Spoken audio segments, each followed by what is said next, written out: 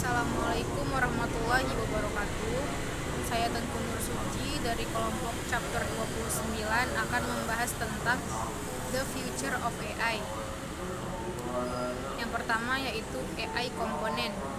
AI memiliki beberapa komponen. Yang pertama, learning atau belajar. Sama halnya seperti manusia yang harus terus belajar agar dapat mengambil keputusan yang tepat, teknologi AI pun juga harus belajar. Pembelajaran yang paling sederhana dapat menggunakan training dan testing untuk memecahkan permasalahan yang lebih spesifik. Yang kedua yaitu reasoning atau pemikiran. Untuk bisa mengambil action yang tepat, maka dibutuhkan kemampuan dalam mencari alasan yang sesuai mengapa action tersebut harus diambil. Reasoning terbagi menjadi dua, yaitu inductive reasoning dan deductive reasoning. Inductive reasoning banyak digunakan dalam penelitian sains, sedangkan deductive reasoning lebih digunakan ke arah logika atau matematika. Yang ketiga yaitu problem solving atau penyelesaian masalah. Komponen lain yang harus dimiliki oleh AI adalah problem solving. Dalam AI dapat dicirikan sebagai pencarian sistematis melalui berbagai tindakan yang mungkin dilakukan untuk mencapai beberapa tujuan atau solusi yang telah ditentukan sebelumnya. Yang keempat ada perceptions atau persepsi.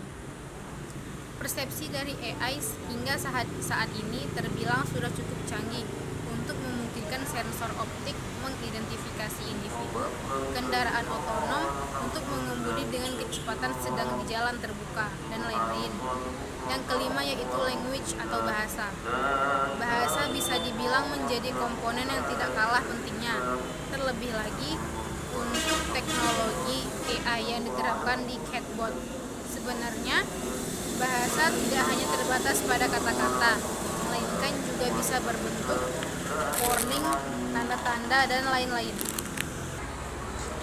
Yang kedua adalah AI arsitektur. Dalam desain arsitektur, sistem pengetahuan harus melibatkan komponen-komponen berikut.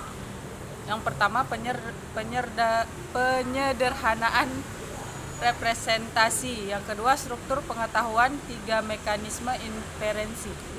Perangkat keras atau arsitektur komputer yang diminta oleh sistem kecerdasan buatan adalah sebuah komputer yang dapat melaksanakan pemrosesan paralel.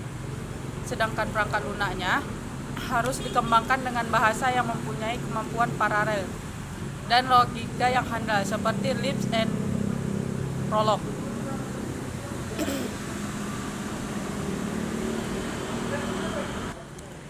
Untuk meningkatkan kecepatan pemrosesan dan ukuran memori dimungkinkan untuk tidak melakukan peningkatan kecepatan perangkat keras, tetapi melalui pembuatan arsitektur perangkat lunak dan perangkat keras yang berbeda secara radikal. Solusi yang ditawarkan dalam hal ini adalah: yang pertama, desain pemrograman dengan kemampuan paralel. Yang kedua, keefisienan program dalam menggunakan bahasa tersebut. Yang ketiga, implementasi bahasa tersebut pada arsitektur dan perangkat keras yang tepat. Teknik meta-reasoning dapat digunakan untuk merancang algoritma pencaharian yang lebih baik dan untuk menjamin bahwa algoritma memiliki properti kapan saja. Di dalam arsitektur IA ini terdapat beberapa persyaratan arsitektur. Yang pertama, arsitektur hosting harus berdasarkan pada proses yang halus dan unit data. Yang kedua, arsitektur hosting harus data-driven dalam arti bahwa pemrosesan dipicu oleh ketersediaan data. Yang ketiga, arsitektur hosting harus memiliki pipa sensorik terpadu di mana informasi diberikan perlakuan yang sama terlepas dari asalnya. Yang keempat, arsitektur hosting harus digerakkan oleh tujuan dengan tujuan menjadi kasus khusus dari item data. Dan yang kelima, arsitektur hosting harus dimiliki kemampuan prediksi. Dan yang terakhir, arsitektur hosting harus memiliki tingkat simbolik representasi pengetahuan.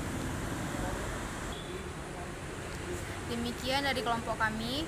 Kami akhiri. Assalamualaikum warahmatullahi wabarakatuh.